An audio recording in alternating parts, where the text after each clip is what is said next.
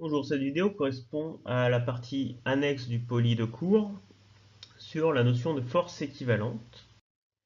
Alors, ces forces équivalentes seront utiles dans le cas de résolution graphique quand on aura un solide soumis à plus de 3 glisseurs pour essayer de se ramener à un système de solides soumis donc à uniquement 3 glisseurs.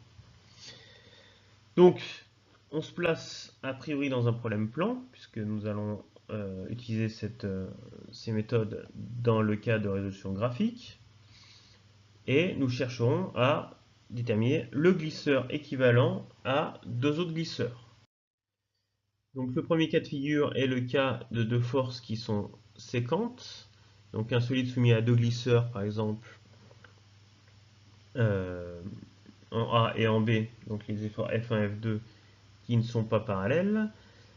Le principe est de chercher un point particulier de l'espace pour pouvoir écrire un glisseur équivalent.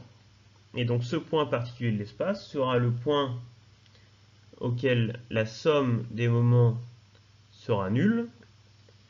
Et donc le plus simple est de chercher un point pour lequel les moments de ces deux efforts sont nuls. Ce sera donc ce point I, donc qui est le point séquent entre les deux directions de force, puisque le moment I de F2 est égal au vecteur nul, le moment I de F1 est égal au vecteur nul. Donc nous pourrons écrire, en faisant la somme de F1 plus F2, une autre force équivalente, et donc le moment I de cette force équivalente sera lui aussi nul. Donc le glisseur équivalent à F1 F2 s'écrira au point I, et sera donc égal à la somme des deux forces. Dans le cas de deux forces parallèles, donc ici deux forces en A et en B, F1 et F2, nous cherchons un point que l'on va appeler ici H, auquel le moment donc en H de F1 plus le moment en H de F2 sera nul.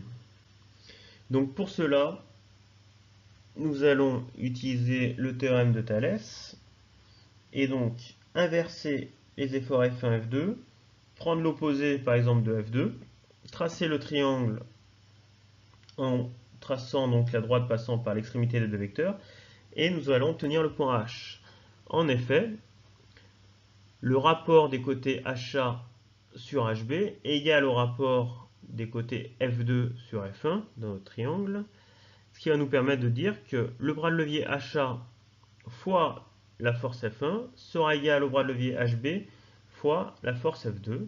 Donc le moment H de F1 plus le moment H de F2 sera égal au vecteur nul, ce qui nous permet d'écrire notre glisseur équivalent au point H, puisque le moment en H de notre force équivalente sera lui aussi nul.